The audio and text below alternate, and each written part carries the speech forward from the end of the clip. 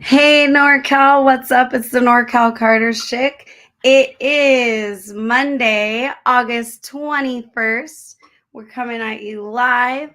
Let me bring on Jason. Josh is here with us too. Everybody say what's up in the comments. Let us know you're here. We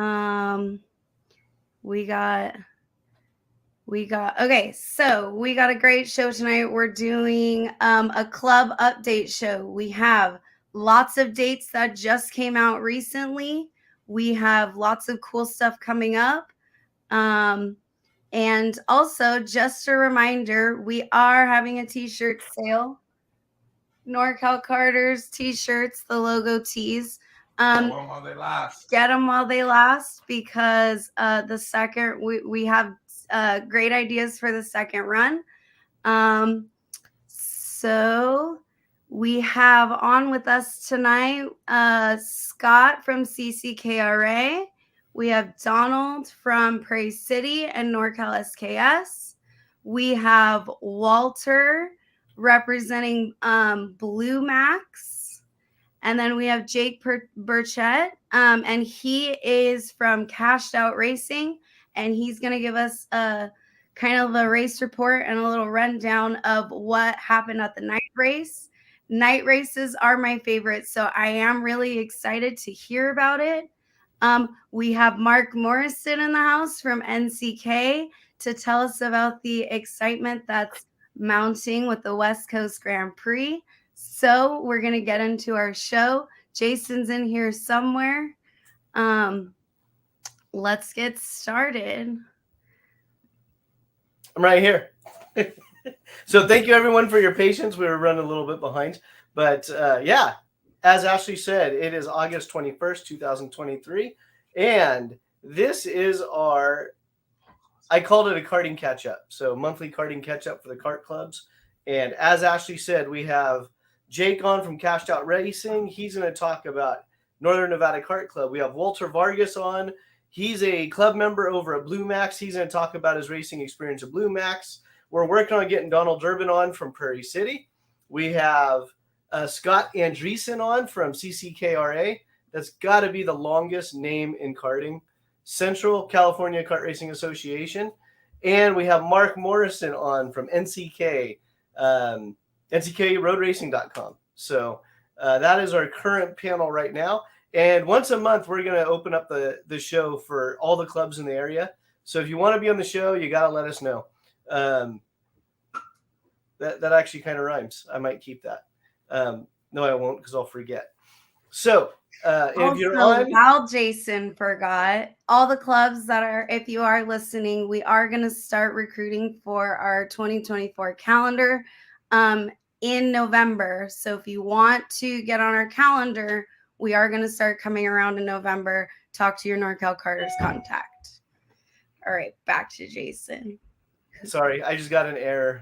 I just got an error message from Facebook saying they are having a trouble streaming on Facebook. So, yeah, whatever, Facebook. Give me 1 second here.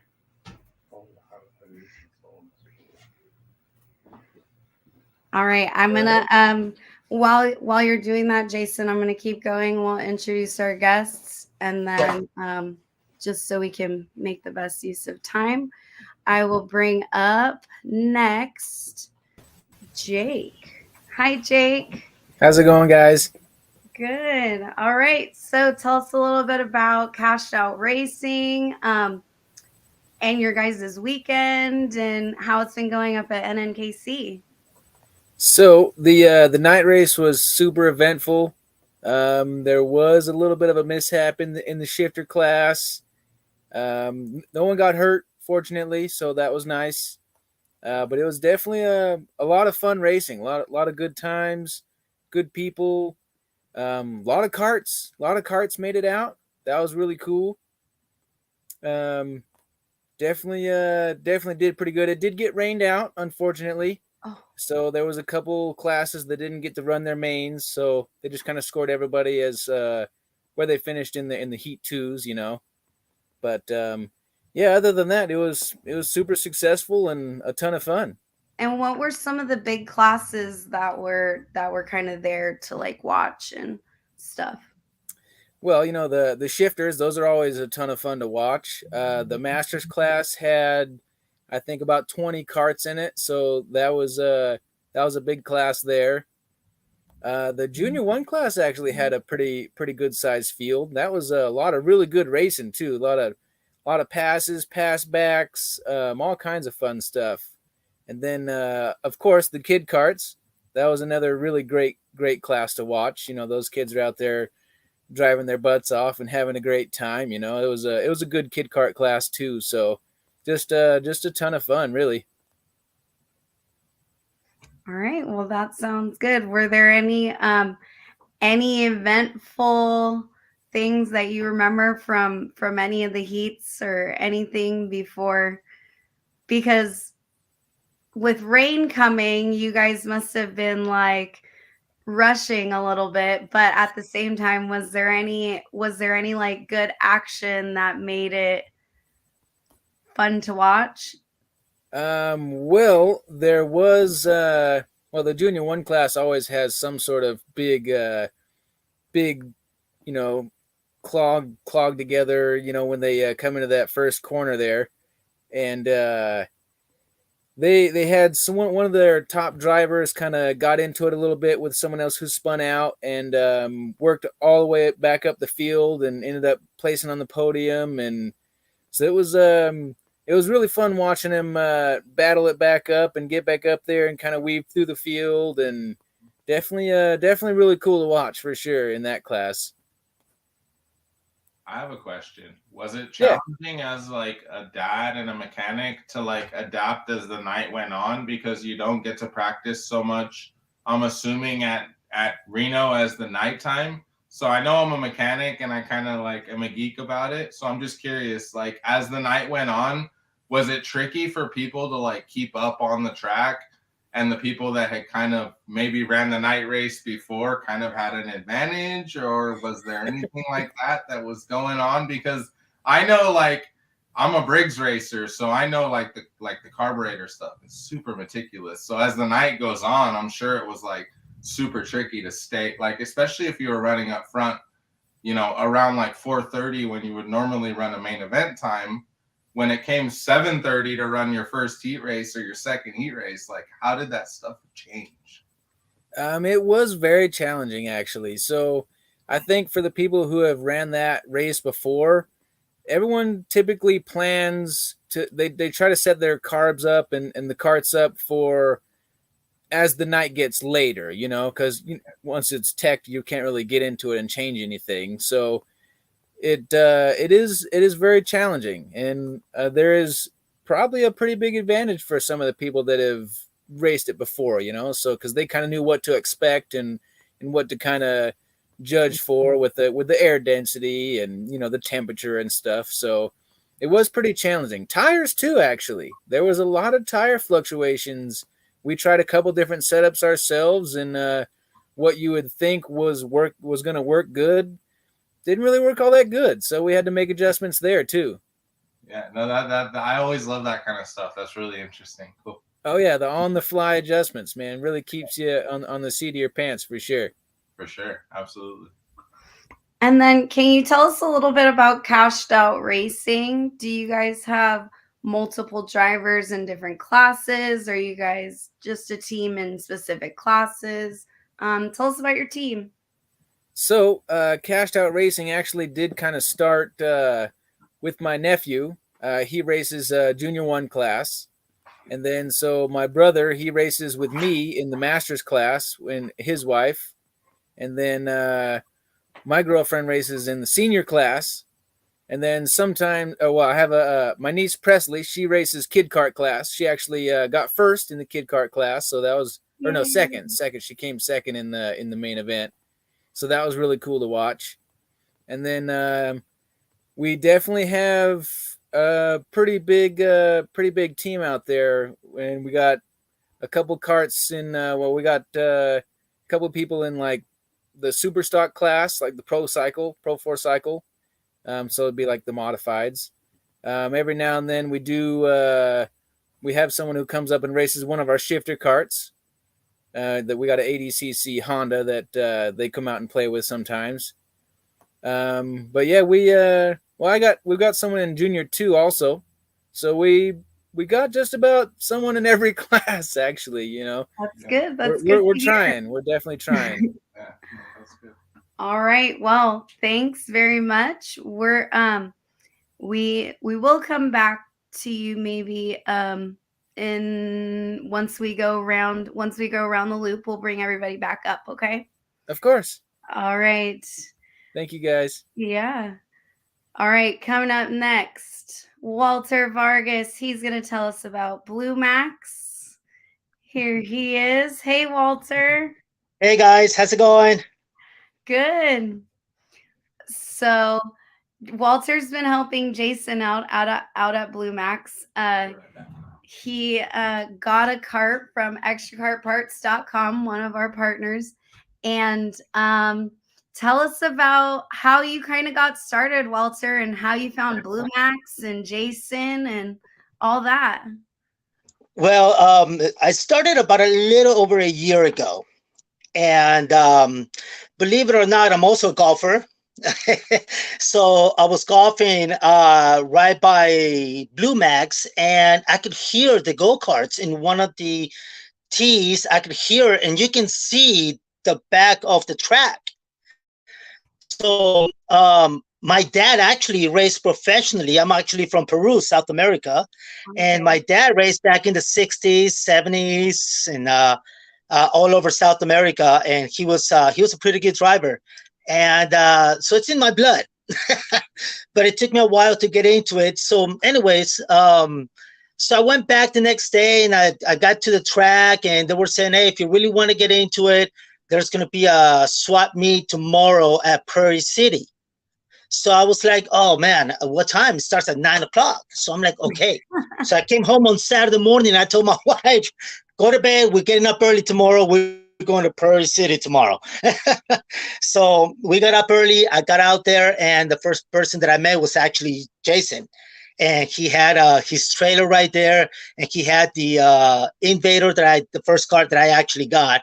And anyway, so we talked and stuff like that. And I told him, I said, let me walk around. And I just had a good vibe with him, you know? Yeah. So he brought it down. I sat on it, you know, and I'm like, oh my God, this is totally me. I got to do this, you know?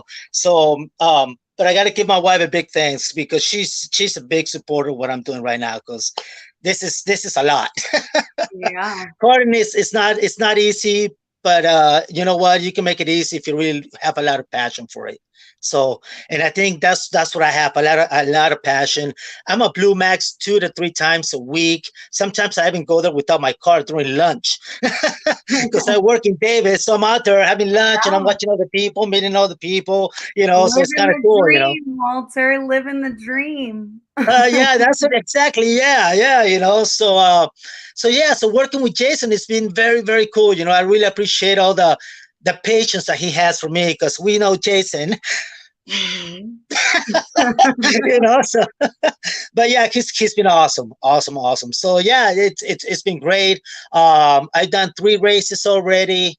In a year, in about a month, I've gotten 5 go-karts already. Nice. So yes, oh my God. But I got rid of a couple. I had a 2-stroke, which, my goodness, man, those guys that race a 2-stroke, man, that's awesome. That's a lot of power, you know. So I decided to start with the 206, and that's where I'm at right now. You know, I'm having a lot of fun. I really love Blue Max. Those guys are doing a really good job. You know, kudos to all the guys that work there.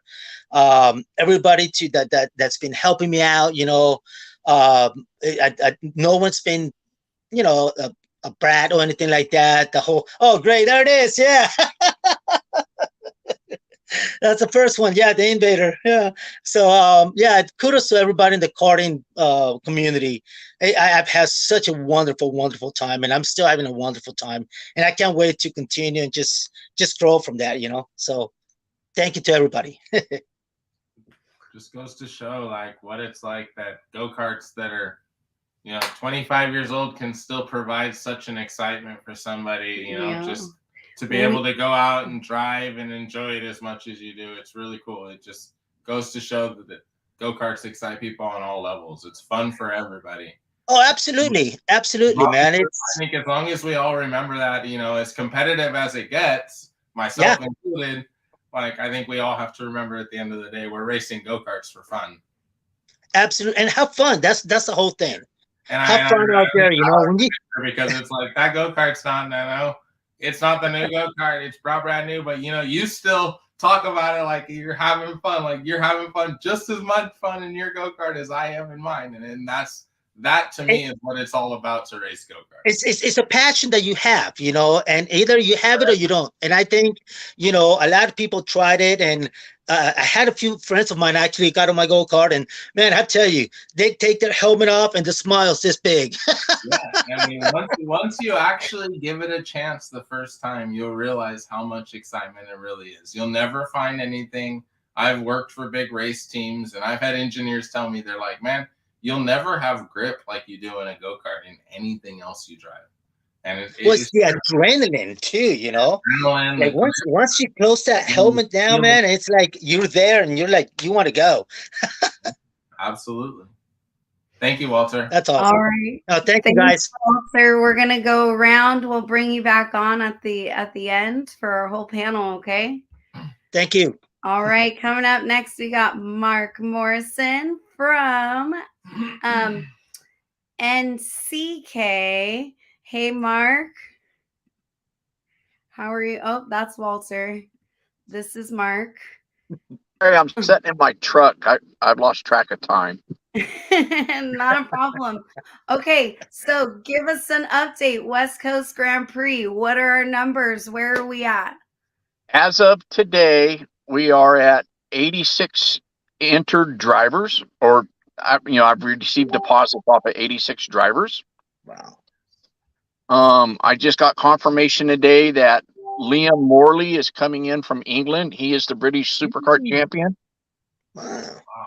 He's coming. So now that he's coming, there'll probably be a half a dozen drivers show up from Europe with their karts to run. And then I've got a father and son that they're not 100% committed yet, but they're coming from Australia.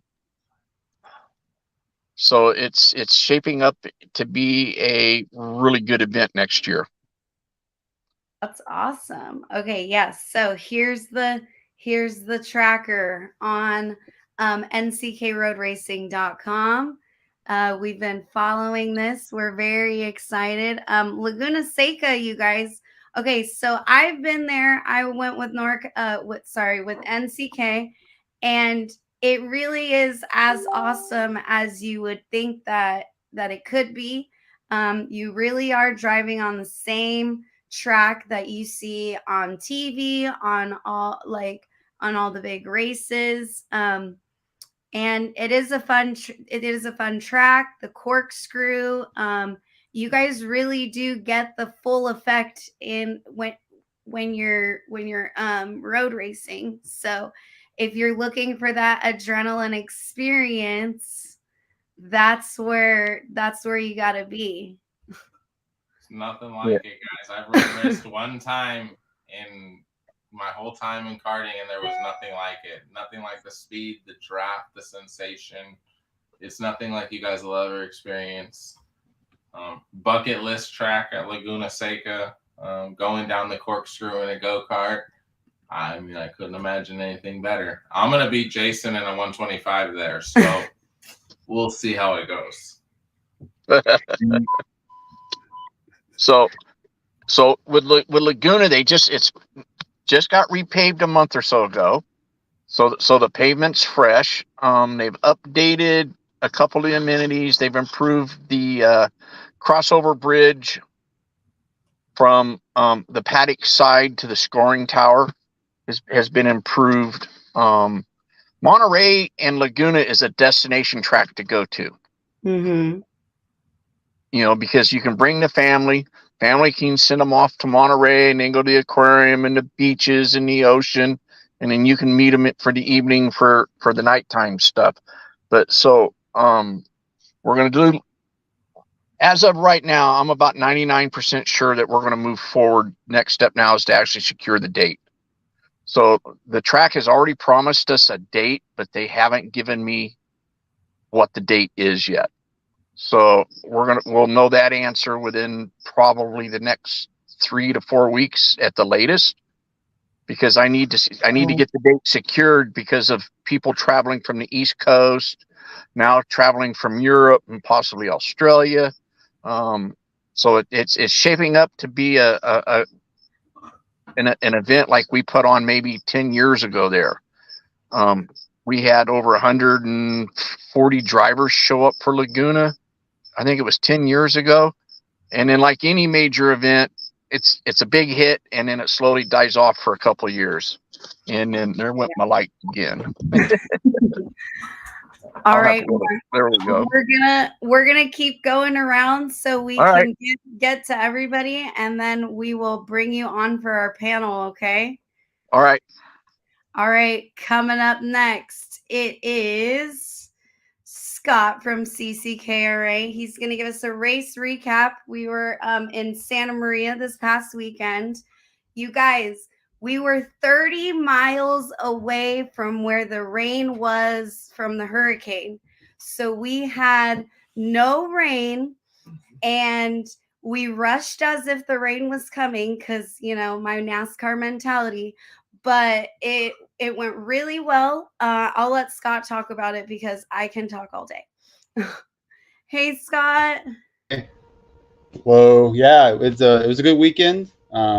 Missed all the weather. It was pretty exciting. We were definitely keeping an eye on that, and whether or not it was going to be a rain race or if it was going to be totally crazy. We're going to have to cut down on lap times. But it was super humid though, which was kind of unusual. So you guys did a good job of reminding everyone to stay hydrated, myself included. But yeah, I think we got done like on time, which is not very common, but it was a good, smooth weekend. I mean, no major accidents. The kids were all racing pretty well. Good turnout. I think we had 84 entries. Bunch of shifters showed up, 18 shifters. So that was fun to watch. Most of the classes had about 12 kids. It was our last points race, so there were a few championships up for grabs. There was some hard racing, fast kids. A lot of the classes, you've got, 1 or 2 tenths separating the top 5 or 6 easily. So it's always fun to watch there. Yeah, it's always good to go to Santa Maria, get out of the valley for the heat, and August seems to be one of the bigger turnouts. Last year I think we were right before SCUSA, and we were over 100. This year we ended up being after SCUSA, and we still had almost 90, and we would have had more, but there were a few people from SoCal that were like, I don't know that I want to travel and come back to my house floating away. So, but hey, I understand. I totally understand. So it was still a really good weekend. We had some fun. Yes. All right. And yes, my Team Visalia guys were in the house. Jason, can you bring up the picture? We had Team Visalia representing on the podium, Norcal Karters. Thank you, Team Visalia, for your t-shirt purchase as well. And then you guys, one of the craziest mains we had at CCKRA was the kid carts. Yeah. And we had kid carts. They were like, one was out here, one was out here. Oh, that one's back on. Oh, like it was literally like a ping pong. It was like a ping pong match, and it was great to watch. We have yes, a very good. We have a very big group of kid carts, so it's great to see that class is growing. There's a lot of juniors kind of in that range. So if you have a kid cart or a junior, bring them out to CCKRA. We got the kids. And go ahead. I think there was a big pie. I think honestly there was, unfortunately, besides the 2-cycle classes, but I mean across the board in the 4-cycle classes and the kid carts included, I want to say there was almost double digits in every single class, including the shifters. Yeah. I think we averaged 12 across most of the classes. Which I think is really good for most club atmospheres. We really focus on the family environment. I think the racing is competitive. I'm the race director myself, so maybe I'm a little biased, but I think everything was really good. I was really impressed with the amount of respect that racers gave each other all weekend on Sunday. It was good. It was there was some unfortunate situations that I had to address, but like anything else, I mean, everybody, it's all good. I mean, I think we're really good across the board, and I think everybody should give it a shot. Maybe leak a little information. I think a lot of the shifter guys had a lot of fun. I think our upcoming Central Valley Championship race, just to leak a little bit, will be really fun for the shifter guys to plan on because of just being able to plan on tire degradation. We're going to give more than 80 laps for our upcoming race, so I think that'll be a lot of fun. So more information to come out in the next couple days or so, but I don't want to leak too much without anybody's approval. But I think that'll be a lot of fun for just people to plan on. And if you want to try to make the trip down to Button Willow and maybe plan for one of your bigger races and chassis setup for the big races for the end of the year, come check us out. It's a fun race, fun environment, fun club, and we're here. And yes, so again, without trying to release a lot of information, the 2023 Central Valley Championship is what we're talking about. We will be getting more info out in the next couple of days, but what has been decided is there's going to be basically like progressive heats. You're going to get 5 heats, you're going to qualifying, and you're going to get warm-ups. Progressive points are going to determine the champion. So it's not your typical like winner take all type deal. So again, we're trying as best as we can to get as our information out there, but we do want to let you guys know that that is coming up as well. Okay, what? Scott, sorry, did you have anything else? No, yeah, I mean, for as far as the race is going to go, like you said, it's going to be a Button Willow. We're looking at either the first weekend of October or the second, somewhere on there. We're still kind of nailing down the contract. It's going to be a 2-day race, so we'll have the heats, the qualifying on Saturday with 2 heats, and then we'll have a warm-up and 3 heats on Sunday. So, and like Josh was saying, a little over 80 laps. It's also the flag race, so we give away an embroidered checkered flag, commemorative checkered flag for all the winners. So that's cool, and we'll have some nice trophies and maybe some other giveaways and stuff to keep the kids having fun. And yeah, it'll be a good time. All right. Thanks, Scott, for joining us. We'll bring you back on when we bring the panel back on, okay? All right. All right. Thanks. Okay, so did we... Andy. Oh, am I on now? I was gonna... Now I'm going to come on my show? I was gonna like announce him, bring him up, hype squad, but I was trying to get an update on Donald. We have Donald. We're gonna have Donald in the background. He has his mic working. We just don't have a camera for Donald. Okay, so we'll start with Donald, and then we'll go to Andy, and then we'll do the group. Cool. All right, here we go. So coming up, we have Donald Durbin. Cambrian Go-Karts. Cambrian Go-Karts. Cambrian Go-Karts. If you know, you know. All right. If you know, you know. He is the promoter of Norcal SKS, as well as he runs Prairie City Kart Track. So he's going to give us some info on the coming up Corning Grand Prix. So, hey, Donald. Hello? Donald?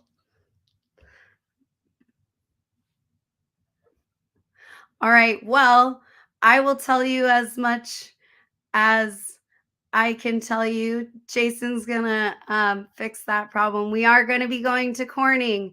It is going to be a temporary track. We are back on our original date. And Donald, we're trying to get Donald on to answer more questions about the layout and stuff like that. So I got Jason working on that. Let me, while we're waiting, we're gonna introduce our special guest that came in, our sleeper guest. Here we go. It is our homie Andy Saisman. Hi guys. From Challenge of the Americas. He's gonna give us a quick reminder of what the 2024 Challenge of the Americas dates are. And yeah. Hey Andy. Hi everybody. How are you? Nice shirt you got on there. Thank you. Thank you. Same one, right? What's up, Big Josh? How are you, buddy? What's up, man? How are you? Good. Saw you raced a couple weeks ago. Nice job. I did. I tried my best. There's a video going around somewhere too. I know. I jumped in the C2 up here a little bit, so I'm having a little fun myself. I heard you're gonna have some fun up there at that Spud Cup coming up. I may run. We'll see. You know, it's hard to race a 4-stroke at 35 pounds overweight, but I don't care. I'll just drive around and have a good time. It's not, I mean, like I explained to Walter earlier, is at this point it's all about having fun at some point, right, man? Right. Yeah, and I got two guys coming up. I got Mike Giles and David Pergandy coming up and running. They're going to stay at the house, and we're going to barbecue and maybe have a few whiskeys and then go race. Eric's coming up to work, so it's going to be a great weekend. I seen Eric at Riverside last weekend at Adams, and he had kind of mentioned to me that you guys were doing something up there at the Spud Cup, and that you were actually. And I also heard David's coming up. Is David coming up for that, Ashley? I'm not 100% positive. I don't know one way or another. I'm not like trying to hide anything. I honestly just don't know if he's going or not. I know he is planning on going to Indiana. I don't know how his budget looks to get to the Spud Cup or not. I mean, I hope he does. I'd love to see him there. That's a good event. I mean, I came to the one last year, and this is my first time kind of participating as a, whatever, even racing or not, just as a supporter. So I just like the local programs up here. That's your local program now, right? I mean, I'm assuming. Yeah, and Travis Milburn, the kid up here, who's, I say kid, he's your guy's age, but which is how I look at the world. But he's super motivated. I mean, they built the Kart Idaho track a few years ago, and then they just built the Blue Valor track, which is like a 3rd-mile NASCAR oval with a karting roval in the infield. And so, I mean, he's really motivated and really hustling, which, just like, CCKRA, it takes a motivated person to kind of keep the program running, right? So, you always need new blood, especially, his is a private program. It's not really a club, but like with clubs, you kind of need that new blood every couple of years to kind of keep the energy alive, right? Yeah. Otherwise, it gets stale. Yeah. Hey, Andy, really quick, can you remind us of your dates for 24? Oh, sure. I mean, it's pretty much same as we did this past year. We're the first weekend of February, so like the 1st to the 4th. We're the first weekend of March, so I guess the last day of February to the 3rd of March, and then the first weekend of April, 5th, 6th, and 7th. So, it's that's kind of where we fit in best. For years we really didn't. We all tried to reach out, and personalities or business or competition, whatever. We never had a great dialogue with SCUSA and USPKS and everything. But last couple of years, we've kind of set a lot of those differences aside and have been able to have a good dialogue. So about a month and a half ago, 2 months ago, we kind of all got together and kind of slated out the calendar where we're not tripping over each other. So that's a good deal. So, I'm lucky because you got the 2 winter programs that go back to back. And I think they're going to run back-to-back tracks this year. So teams don't have to move. And then there's a full weekend off before my event and then my event. Hey, nice video of the track up here. Right. So the good thing is teams that if they do both Florida and the Challenge of the Americas, they have a weekend off to kind of regroup and get their stuff together. Right. It's not basically 12 weekends in a row where they're going hard. Right. So yeah, I benefit from that weekend off, and then the last event. There's 2 weekends off because there's the standard weekend off and then there's Easter. So there's a nice little big break there before my finale. So that makes it nice. Yeah, it just makes it so everybody can do Easter with their family or whatever they want to do. The teams just don't feel the pressure to, kind of go literally fly back from Florida on a Monday, get in a truck on Tuesday, and drive to Phoenix or Tucson or wherever, right, or Sonoma or wherever. So, we don't have the tracks locked down yet. I mean, you pretty much know where we're going to end, but there's a big nice facility going into Southern California. We're just crossing our fingers for. So we're kind of playing the waiting game with them a little bit. So, and then we have our 2 tracks in Arizona we can choose from. So probably in about a month to 6 weeks, we'll have that stuff sorted to be able to make that announcement. Fantastic. Yay. And you guys are coming back and working for me, right? Both of you? Yeah. Oh, absolutely. I will be there. You heard it here. All right. All right. That's already reserved time off, man. I'm going to bring everybody up. We're going to do a little powwow. We're going to check on Donald. And then we're going to see. Donald, can you hear us? Hello? Are you there? Let me unmute him. All right, hold on. I'll be back. Derb? I'll be back. Hey, Jake, unmute your mic. Donald? No, we don't have Donald. Okay. So maybe, we are going to work on getting on Donald probably, maybe another. He's trying to grab a different computer right now. Okay. So these are all of our panel for tonight. We have Challenge of the Americas, NNKC, Blue Max, CCKRA, NCK, all represented here tonight. Thank you guys. Thank you guys for coming on our show. What are some things that we're seeing in series that we kind of can all work on together? I will kind of start first. I've been hearing a lot about younger drivers and their racecraft and them needing a little bit more explanation. And Sonoma, they kind of like gave a little training to their kids. But what's something as a promoter that you're trying to solve right now? What do we got? No.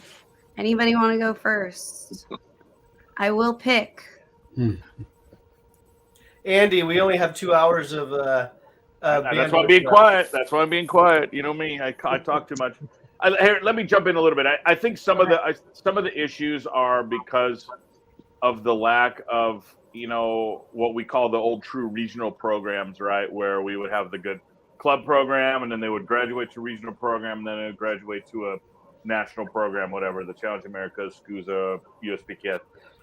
And people, it seems like nowadays they jump into a club, and then literally the next week teams are taking them to the biggest races of the year. These kids don't have time to learn where they should learn at NNKC or CKRA, or where Walter is, right? Hey, and Donald's back.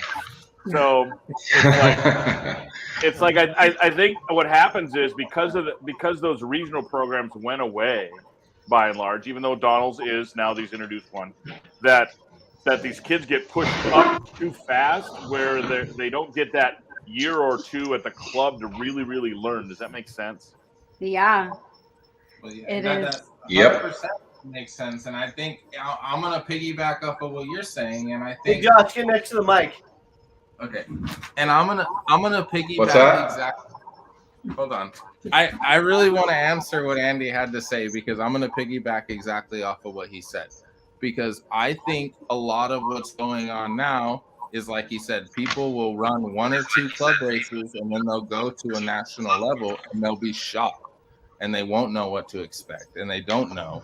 And then now you have people like Donald who are trying to introduce, regional programs that travel, and Andy, that travel from different tracks from 1 to 2 to 3 that gradually teach you the way to a national program. You go to an event like SKS, you go to an event like Challenge of the Americas. Yes, we are there. There's competitive racing, like a national environment, but we also provide that family fun, accepting environment. It doesn't matter if you're 4 seconds off the pace. We're going to give you your lap times, right? You're going to get your track time. You're entitled to your track time. But we also teach you those fundamentals of going from circuit to circuit to circuit. We're gradually increasing you. We don't just take you to one club race at CCKRA or Prairie City or Tri-C or anything else and then take you to the Supernats and be like, well, this is national racing.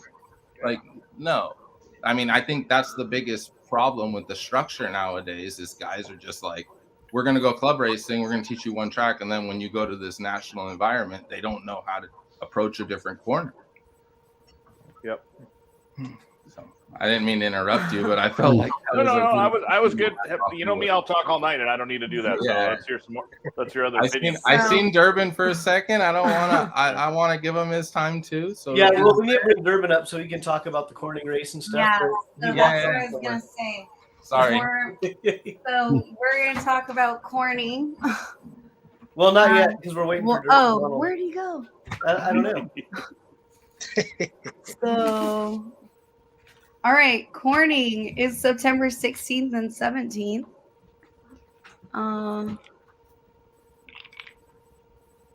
Was that just right now? Did he say BRB? Okay. Be right back. He said he's going to figure out what's wrong with the mic. He'll be right back. Okay.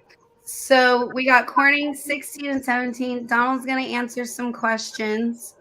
It's at Corning Airport and temporary track.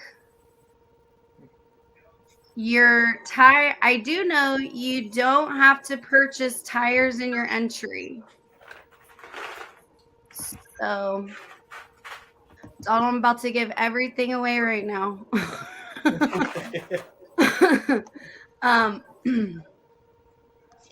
Dang it. So, this is Corning. This is the track layout. We're trying to get info.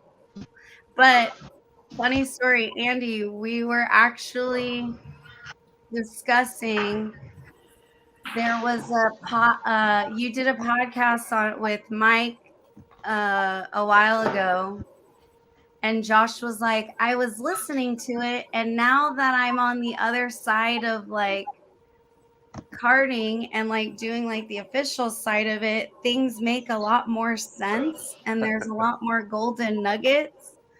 And so he did want to bring that up earlier. Durb. So yeah, I missed the early part. Hey, Mark, how's your signups for Laguna going for next year? Good. We're getting ready to move forward and actually get them to give us the date now. Awesome. Hello. Awesome. Good. Congratulations. Right. Good job. Thank you. Okay. Shh. Hold on, I got Donald. Okay, so Donald, we've all been waiting for the details. How long is the straightaway? Can you hear me? Yes, just talk. How long is the straightaway? All right. Oh my goodness, I don't even know how to work this stuff. All right, I think I'm here and I heard you. The straightaway in a straight part is 650 feet, but it leads up to, it begins with a curved, about 200-foot curve.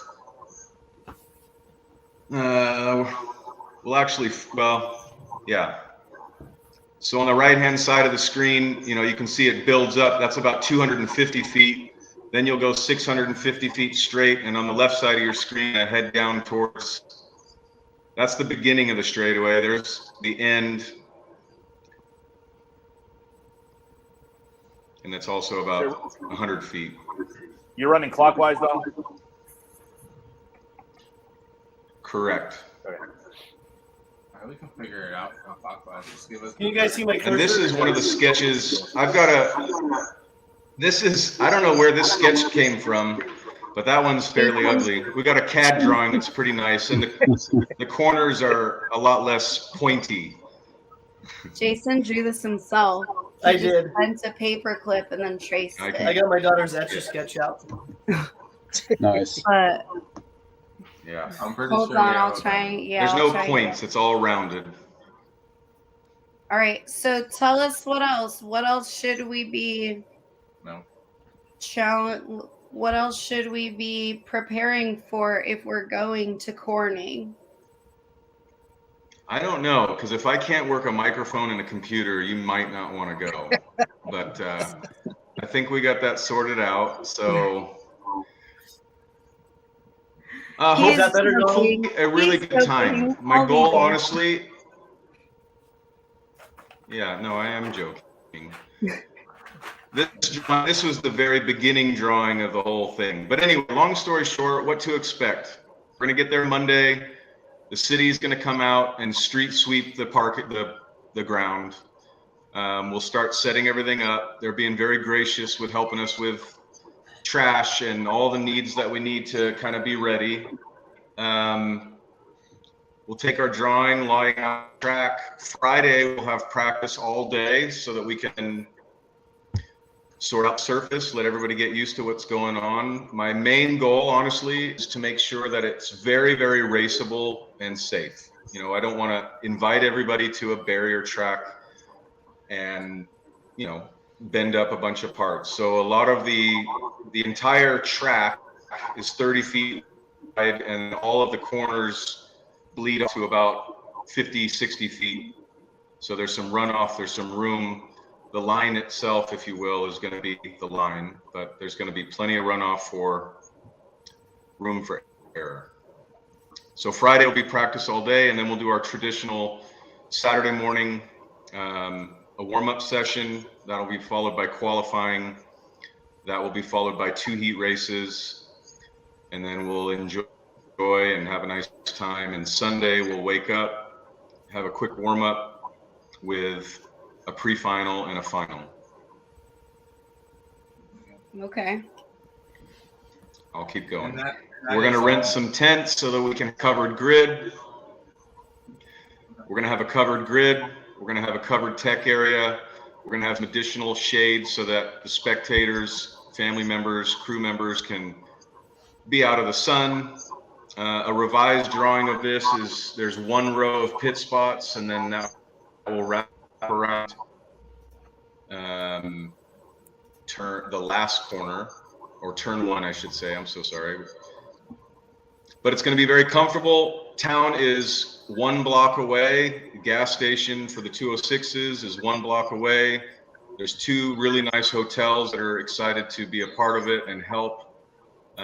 Some nice little restaurants, and it's 5 minutes off the freeway. So it's a great opportunity to do a bunch of work, and quite honestly probably bite off more than I should, but I'm committed to it. We're going to do it, and I hope that it's successful, and I hope it's a good experience for everybody to have a fresh, clean slate of a place you've never been. Go ahead.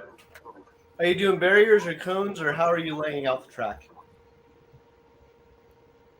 Barriers. So you're bringing in barriers. Okay.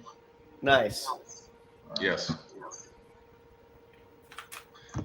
We're going to utilize our friends in Monterey and some from Prairie City, and I just did a final count, and my next call I might need to call Chris Scribner and get a few extra, but between Monterey being helpful and some of our own, we'll get it taken care of. What's the surface like, if you don't mind me asking? I've never been there, so I don't know. Is it like concrete? Is it a big No, it's okay. It's a 300 foot by 800 foot smooth slab, and we're basically utilizing all of that surface for the track, and we have 30 feet that we're not using that we will utilize for a pathway. You'll have your trailer doors drop down onto the asphalt. You'll have your pit spot right in front of your trailer. However you want to get oriented is okay. And then we'll put up fencing to create a barrier. Well, first we'll fence off the entire track surface with a local fence contractor that's there in town. So we'll secure the track surface so that it's safe and you can't just accidentally stumble onto the track surface. And then we'll have another row of fencing which will segregate the grid and tech and scales. And then on the other side of that will be the pit area.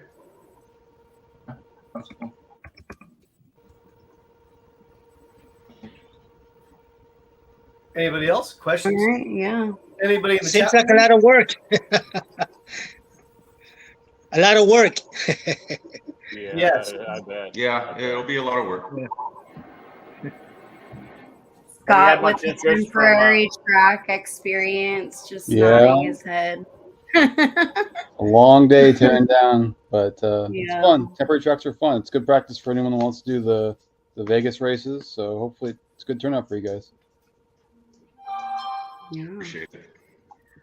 Have you? All right, guys. Have you encouraged people to enter ahead of time, Donald, and make sure so you know who to expect? Please, Yeah, everybody, no, pre-enter. I appreciate it. Pre-enter. I basically just ran into that small snafu. I was trying to relieve some of our staff and the folks at Sonoma with the Rockfest West, which was obviously no intention to sit on that. That race was added a little bit later, and it just worked out terribly. So about a week ago, we thought, okay, well, let's just move it while we can. Nothing's set in stone, but unfortunately, it didn't look like it was even going to be a possibility. So we had to go back, which is a shame. So it's going to be a trying task. It's going to be difficult. But what am I trying to say? It I'm gonna can give this be done. It can be done, though. It will. Well, it will be done. It will be done. It might not be the best thing that's ever happened in the world as far as the outcome, but I assure you that the race itself will be great. The track will be great. The way it will all work will be great. I just hope that, I hope that the folks that are interested in the series get to come, maybe a few extra get to come and try it out if it doesn't conflict with anything that they're doing. And, moving forward, as this progresses, we'll just have to be extremely careful on how things are laid out with calendars.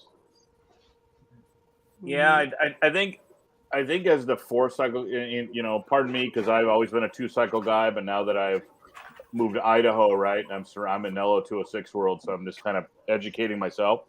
It seems like the calendar has become very, very crowded towards the end of the year, and it's probably best if you guys talk to each other, because think about, Jake's club that literally just had their Rick Jerome race, and then you have Tri-Cities up here, in Washington that has their big Saturday night shootout this weekend, and then Spud Cup's in 2 weekends, and then yours is the weekend after. It's like, and then CKNA is like 2 weeks after that or 3 weeks after that. It's like that's for 4-cycle racers, and I'm not disparaging. I'm just saying that those are more budget conscious racers than a lot of 2-cycle guys.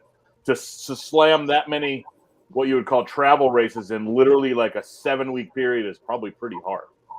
No, it's not something that I would ever duplicate for sure.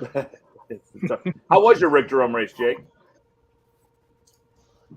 Oh, Jake muted. It went really nice. It was there was a pretty big turnout, a lot of karts, a lot of good action on the track.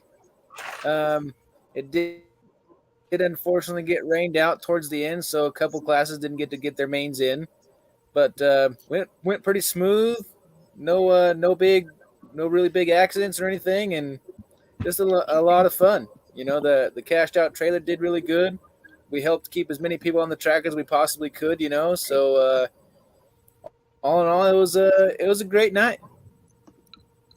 Good, that's great to hear. We're looking forward. Actually, we're going to try to make it up to the Spud Cup in Idaho up there. Yeah, that'd be awesome. Yeah, we're going to try to bring the trailer up there and check out the track, see what that's like. It's a unique thing, right? Because it got the big it's a stadium, right? Because it's that 3rd mile. And I don't know, have you the rest of you guys, have you seen the track that they've built up here? The track that in the 3rd mile NASCAR oval? I know some have, some haven't. It's what they did was they bought like an old paper mill basically, and bought it out. There's a concert venue on site where you get all right, Luke Bryan's not coming, but like the 2nd or 3rd rate kind of country acts come in every couple weeks. So there's a concert venue bar on site, and they put up a drive-in movie theater, and there's camping.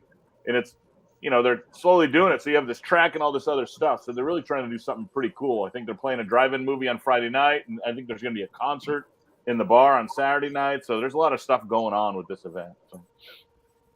And Andy, which track was that? That's the Blue Valor track up here in Idaho. Nice, You know, right it's on. so Sounds like a lot of fun. it's Is so that weird. the one Yeah, I had the video of? yeah, the one you have the video of, exactly. It's so weird, right? I mean, this valley has less than 1 million people within 100 miles of here. Yet now we have 3 go-kart tracks.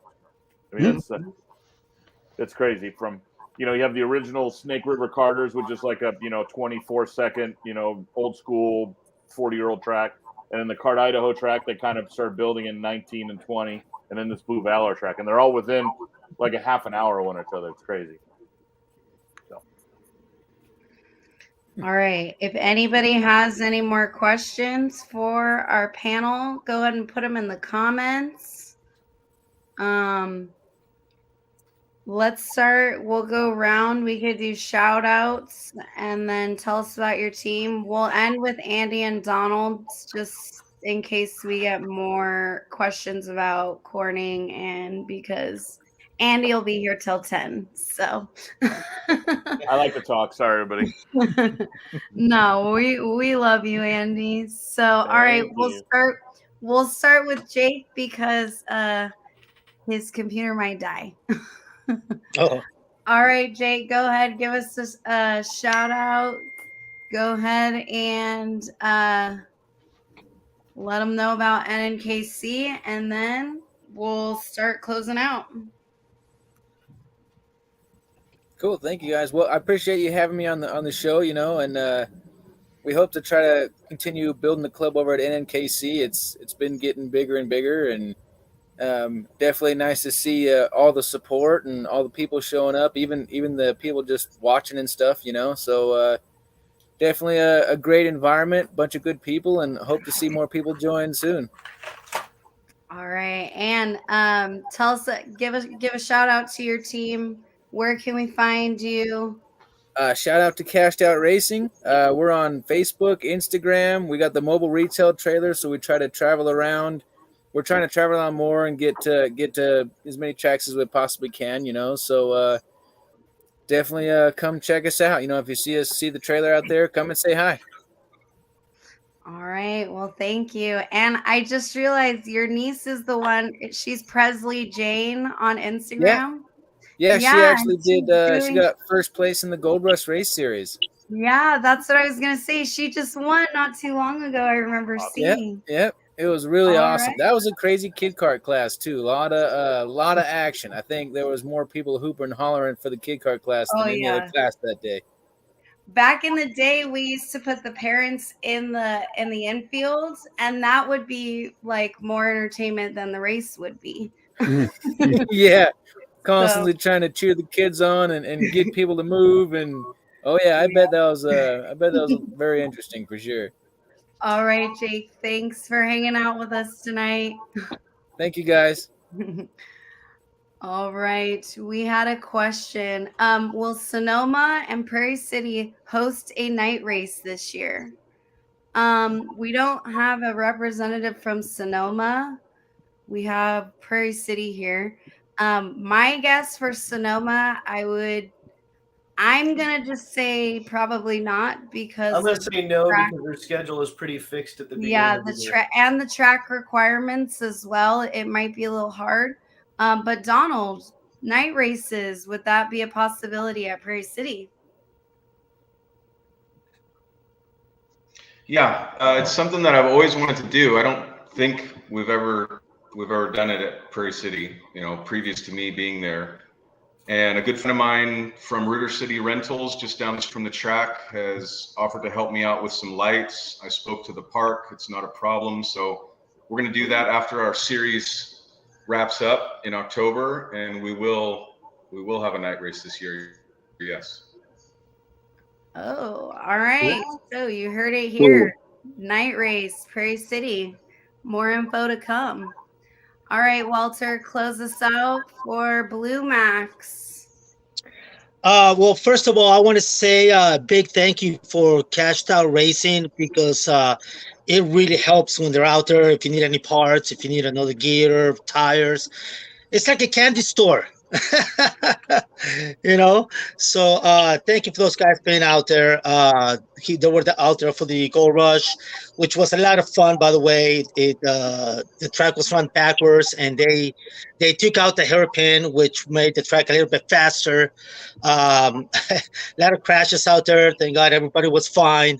But it was a lot of fun out there. I encourage everyone, if you want to try out, to go out there or any track near your where you live. Yeah, that's it. I mean, thank you for having me, guys. This is really, really cool. Thank you. Thank you. Thanks for joining us for Blue Max. All right. Next up, we're going to put Mark on. Mark, Hi. shout out. Go ahead, close out. Remind us where we can register for the West Coast Grand Prix. Okay. So first off, thank you for having me. Our next race is October 7th and 8th at Thunder Hill, which is about 90 miles north of Sacramento on a 3-mile course. So if you're interested in road racing, it's free to come watch. So come watch. You can follow us at our website on nckroadracing.com. And that's also where the information is for the Laguna event. And you can follow us on Facebook as well. So pretty much all the information's there. And again, thank you for having me. I'm not much into the conversation of the sprint stuff anymore. It's been a long time since. No, we love having our road racing friends on. So I was gonna wear my Prairie City Championship jacket, but I'd have to beat it from the Moz. I think it's dated 2002. Oh wow! They had karting back then. Yeah, but you know how much hay was back then? All right, Mark. It was good hanging out with you. All right, thank you. We'll do it again. See you later. Wow. All right, let's push Mark over 100 pre-entries for Laguna Seca. Let's do it. Because you're not going to get another chance in 2025. Do it. All right, Gear Nuts. I'm always impressed with how much effort and thought you guys put into your tracks and events. Is this the second year for Corning? And what is Andy sipping on? Oh no. Bourbon. I can answer both questions. One is Speed Sense did a test weekend at Corning last year, right? Yes. And I think that's what kind of helped bridge the gap between Donald and them, because I don't know that. I'm just making an assumption, right? So Speed Sense did put a little test weekend, and it's Bullet Bourbon and Ginger Ale, Gear Nuts. So yes, to answer your question, Speed Sense did do a test weekend there. They called it the Barrier Tune-Up Weekend, and it was with the help of Pat and Renee Beckley. They're the ones that kind of put Corning on the map for karting, and so want to thank all of them for their work and what they did to get this afoot. Let's go to Scott, and then we'll close out. We got another hour. I know with you. All right, Scott, go ahead and give us a shout out. Where are we going to register for the Central Valley Championship? All that good stuff. Yeah, keep an eye on Facebook, Central California Kart Racing Association. We'll have the announcement here shortly. It'll be available on Motorsports Reg to pre-register, and hope to have all the details nailed out and everything by the end of this week. And hope to see everyone there. And if not see you there, maybe we'll see some of the other races into the year. All right. Thanks, Scott. Thanks for hanging out. We'll see you later. All right. We have our panel here. The panel. Hey, Donald, you ever going to send me anything that I asked for, or are you just going to not ever do that? Yeah. Dang, just straight for it. I actually need 2 new sets. If you could send them to me, bill me. No bill. Yeah, you still got to write it down. So, what are we talking about? Donald, let's talk about Corning. Again, give us a quick rundown. It's going to be Corning September. I know 15th, 16th, and 17th. 15th, 16, and 17. Come on, Ash. And Yeah, there's hotels nearby. He said there's restaurants nearby. What else do we need to know? What else do we need to know, Andy, about Corning? There's a casino Andy, nearby. You mean Donald? No, I know, but you're the co-host now too. I'm the co-host now. Yeah, we'll just look. I'm going to say it because Donald. I'm going to have. Donald... Go ahead. Go ahead, Dig. Everything will be on the website and the pre-registration. So I'll have the hotel list. There'll be 2, and primarily 1 that's being really kind and helpful. So, but backing up, you're absolutely right. A huge shout out to Renee and Pat Beckley. They are home is Corning to them, and they are staples in their community. And a lot of us, put in an email or a phone call to a mayor or a city council member, and Renee walks down the street, knocks on their door, and goes into their front living room and talks to them. So it's a really interesting, unique situation. And in a matter of days, Renee was able to put together a meeting with all the officials, the people at the airport, waste management, the fencing contractor, everything that we could possibly think of. She was able to kind of round us all together real quick. And it was very kind, very helpful. So with that being said, I have spent up until now getting the pre-registration set up so that we can have that information on there. There is no secret, no way that I'm good at this, and I don't know what's to become of it, but I'm going to work very hard at communicating all the details. And if we move forward, then we're going to have to get someone in charge of social media and etc. But also, Prairie City, let's talk about kind of my baby, and it's very, very important to me. This series that I don't know if I'll say I fell into it, but I chose to walk into it, was because I felt like there was a need, back to kind of Andy's conversation, how you buy a go-kart. I'm so thankful to be a part of that process. And then you get quickly raveled along, pushed along into the grass is greener on the other side. You got to go do this. You got to go do that. You got to go do this. Come with me to go do this. And there's no bad people. And the people that are asking the drivers to go do those things are not bad people. But we are accelerating the rate that people need to leave their comfort zone way too fast.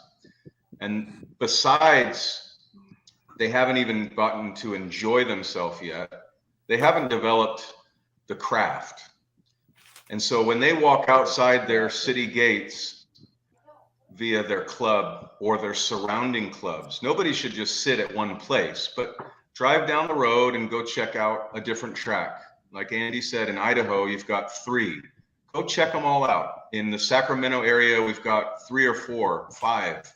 Go check them out. You can go to Nevada, you can go to Stockton, you can go to Dixon, you can go to Davis, and you can experience maybe some different faces, some different operations, some different tracks.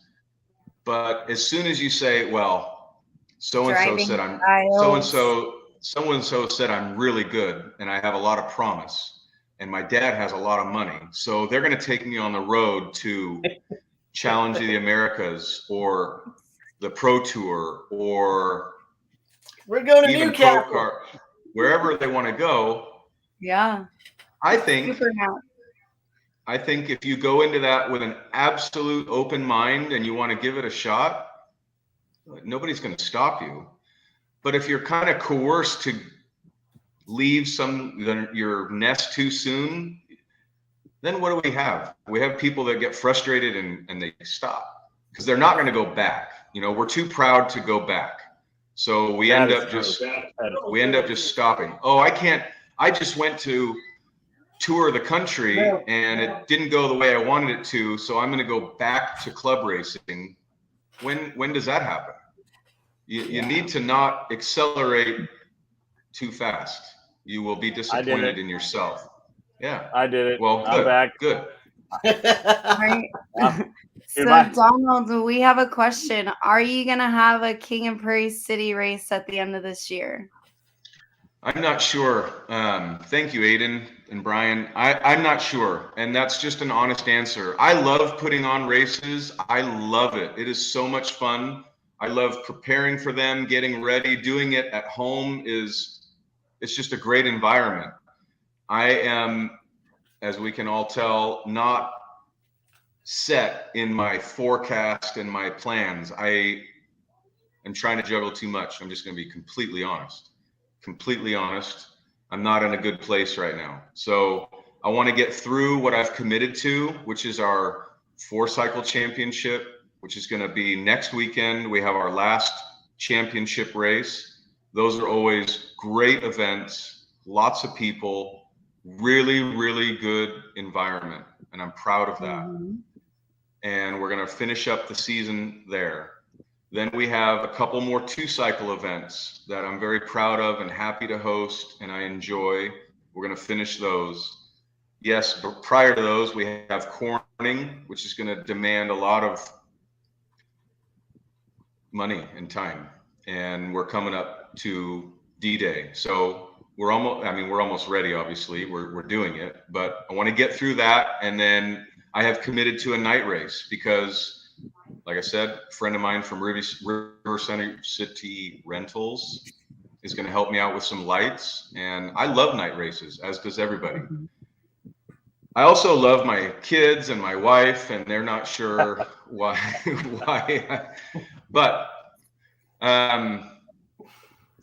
so I don't know, Aiden. We will do the King of Prairie City. We will have that, and it might be the beginning of the year. It might be way into the off season. It might not be this year. I can't say yes or no at this point. But we do have a calendar that's set. There's a lot of things on that calendar. I'm not going to add anything else at the moment. Oh, sorry, Ashley. Oh. I thought you said you didn't have any controls. Okay. So they said King of Prairie City night race. Knock them all out in one. Just Endurance. an idea. King of Prairie Yeah, City night I mean, race endurance. Putting the two things together. Yeah, we started doing endurance races with the rental carts, and that's a blast. 4-hour enduros, that's a lot of fun. I mean, I got to give it to you, Donald. I mean, it's a big undertaking to do a travel series, and obviously I've done it for 20 years, right? But I don't have a facility that I have to take care of too. So, I mean, what people need to realize is when they ask, yeah, we want this, let's do this, which is why you did it this year, and then, I'm bummed at the lack of support you've got. You've gotten some support, but I thought you'd have maybe almost twice the entries, at least 50% more entries. And if people want these series, if people want these places to race, you need to support it. You can't stick your toe in the water and say, "Oh, I'm going to see who shows up." Just show up and race. I'm going to Newcastle. Otherwise, they go away. I mean, if anybody could look at the numbers and we know you're not making money. I know you're bleeding, right? And it's like you're doing this, going away from what makes you money, and you're going away from sleeping in your own bed to put these races on. It's like, man, you go, well, why do I do this? And then you go away and people say, oh man, I wish I had that series. Well, then you should go. I would have raced it. I would have raced it if you came. I'm struggling with that right now. Yeah, I'll give you a little bit of unsolicited. I'll give you a little bit of unsolicited advice offline if you care. But I think it should be online. No, I'm too blunt for that. You know that. Yeah, I know. I want to get some ratings here. But no, I mean it's tough, and I'll tell you a quick story. I canceled my Pat Eggers race. I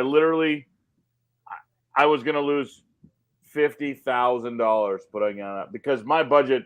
I fly in 20 people, right? I have a bigger program. I'm not insulting you. I'm just saying the way I do it, right? And with the 2-cycle people, they expect more. I was going to lose my ass on that Pat Eggers race, and I had to cancel it. And I called every single entrant.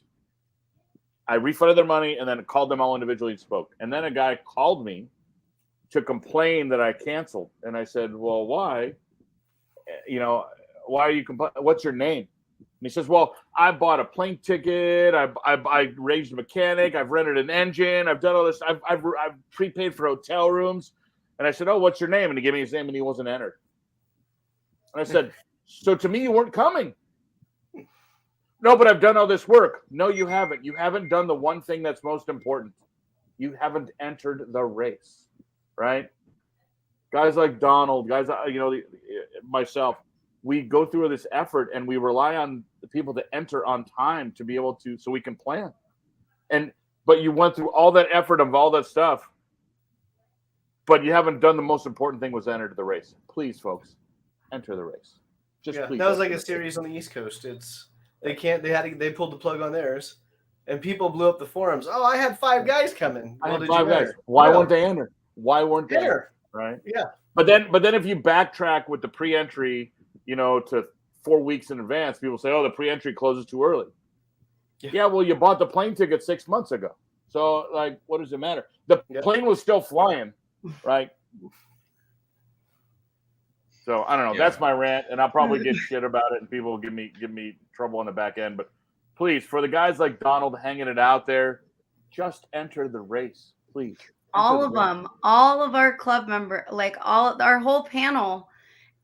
Club racing is essential to the sport, but if you're again, yes, it's not we'll just sit and see who goes type deal, because the person you're waiting for is waiting for you to sign up too, or somewhere else. Yeah.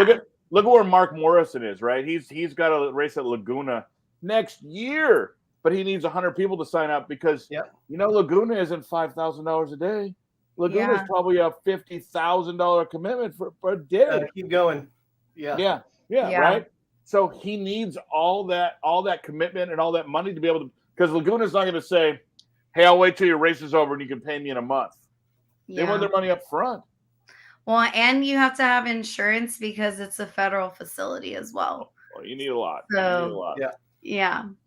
But all right. Well, if I'm going to play devil's advocate before you go, let me play devil's advocate, because I actually enjoy pointing out all the things that I've done wrong or not agreed with, or maybe even people quietly rumble, never to my face because we have a good relationship, but it's okay to be human and be discouraged by things. So I think if I could do it all again,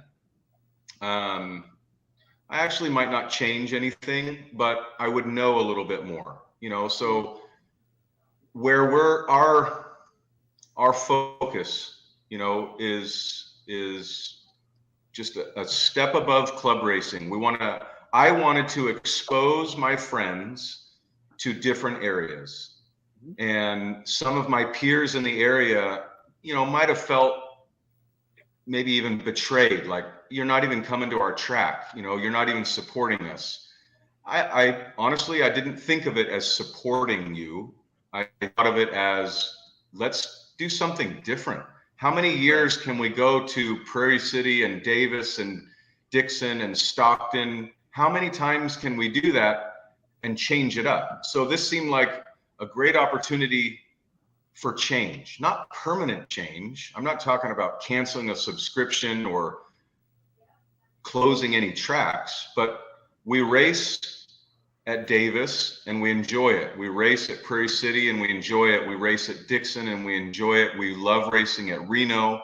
We go to Reading, and we've done that. And as I stated in the very beginning, let's take a year off of that so that we miss it. I'm not talking about closing the club. They get to race every month, keep going. That's your job. This is one small race that might take people to where I grew up when I was a kid. I got to go visit Medford, Oregon, and the last time I was there was with your nephew, who I was helping, or your cousin, David, who was racing with me. And we had the time of our life. We crossed the border, we went camping, we wore sandals the whole time, and it was amazing. And I've been going there since I was little. Didn't we take your dad's boat too? Yeah. So after the race, we drove up Klamath and we went all of us from Cambrian go-karts went on the river or the lake or wherever it was. Oh, It was a that's terrible awesome. idea. That's awesome. We drove It 2 hours was. the wrong direction. It was, but it But happened. But but you it remember it. happened. Yeah, and you And- remember it's a memory. And we're not going to go visit Medford, Oregon again in a month. It's going to be a once in a year thing.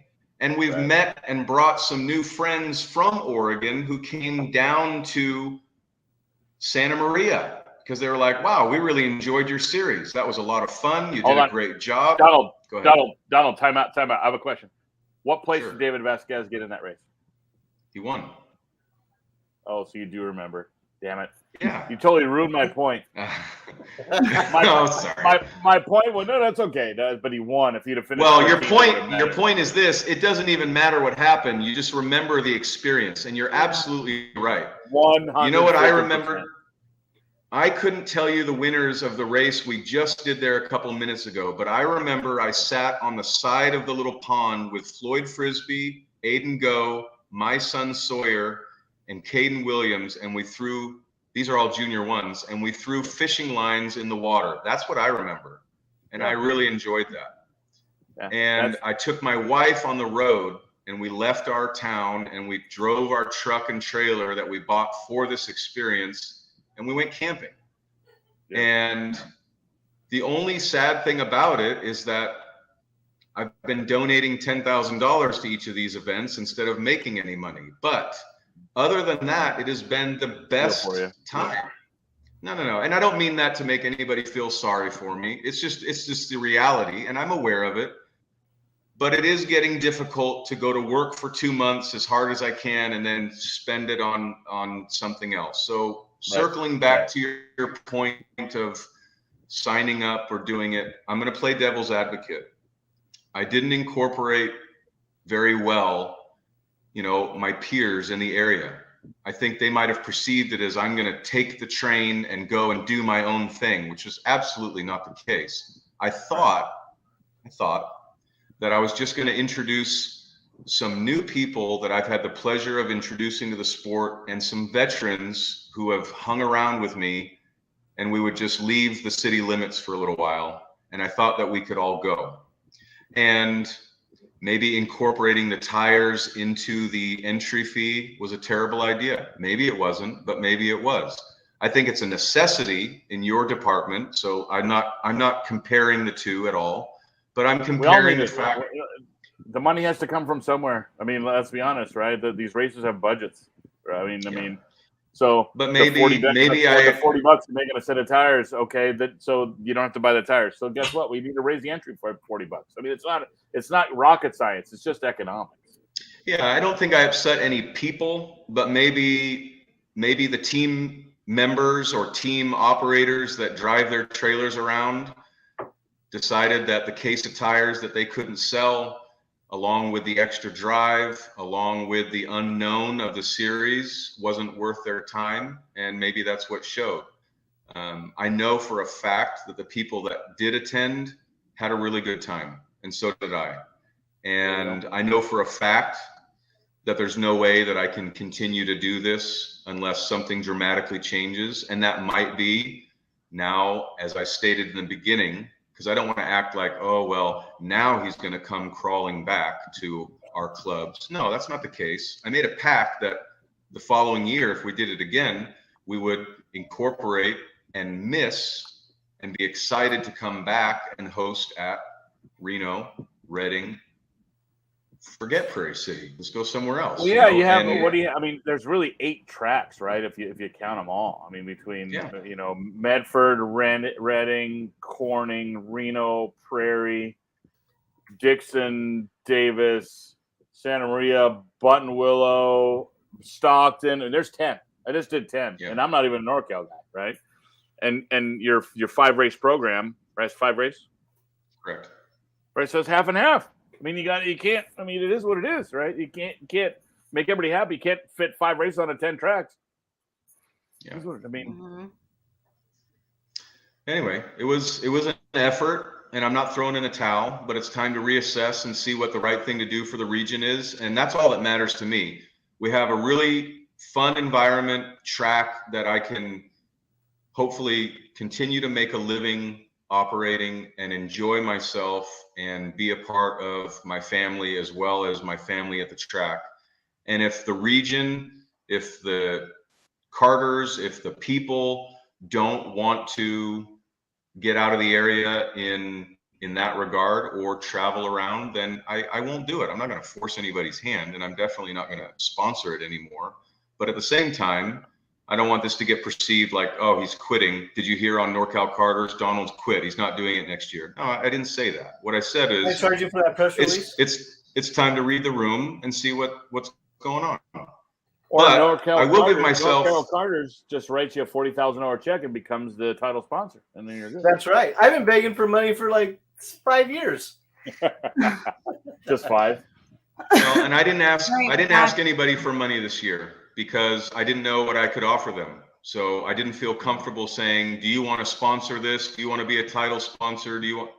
Yeah, what do we got going on? Well, I don't really know. This is what I'm going to try and do. So I just decided, let's just do it. And, again, next year we can have all kinds of things to discuss and talk about or not. But at the same time, if I'm going to give myself any credit, the one thing that I will say is, luckily I didn't take an economics class in school because I wouldn't have done this. But I didn't give up. I did not quit. I continued. I will finish it. I have $1,000 cash for each class winner. I have the printed checks. We just did some really cool MX Trophy awards for the N championship winners.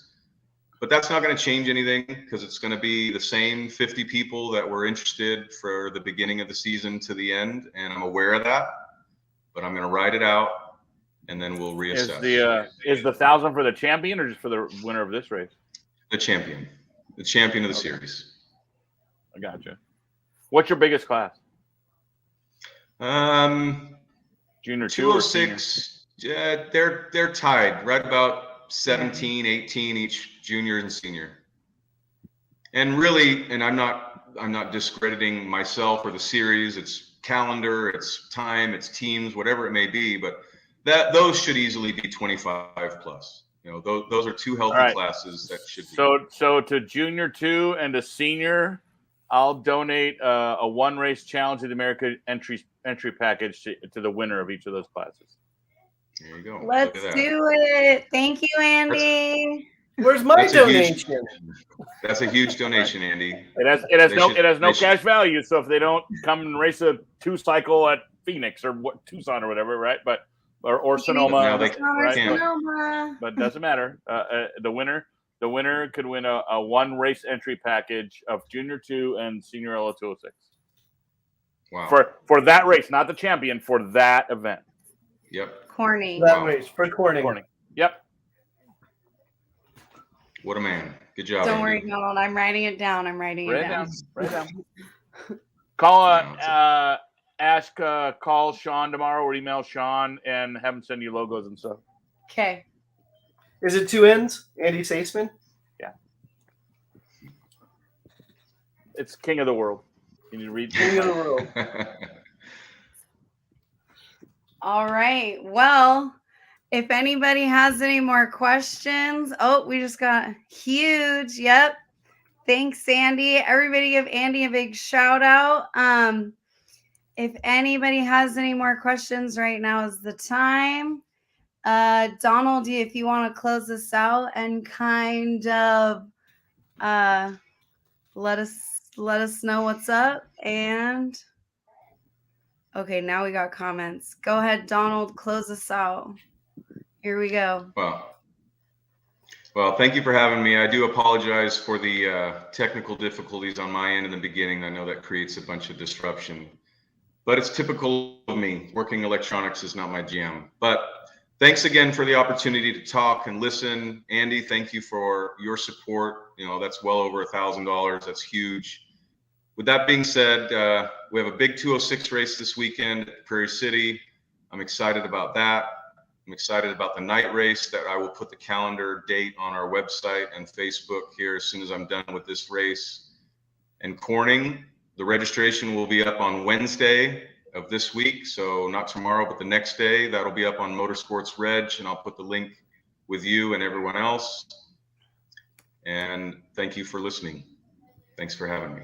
Thanks for your perseverance and your 19 devices to get it on the show. Yeah, I didn't give up this time. You did. Thank No, you. it's like, yeah, you were working through it.